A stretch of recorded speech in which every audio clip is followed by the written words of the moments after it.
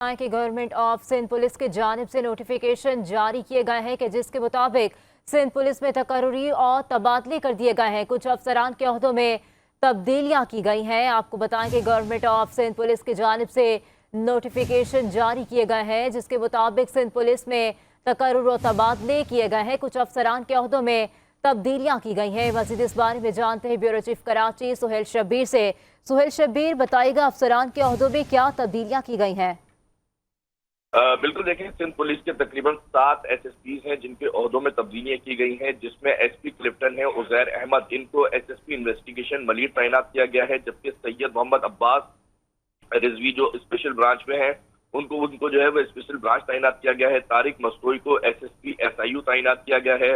नसीम आरा को SSP RRF तैनात किया गया है, जबकि सलमान हुसैन को SSP driving licence branch Karachi तैनात कर दिया गया है। कैस खान को जो है वो SSP RRF अल्फला बेस जो है वो तैनात किया गया है। अब्दुल गफूर लाखू को SSP RRF crowd management Sukkur तैनात कर दिया गया है।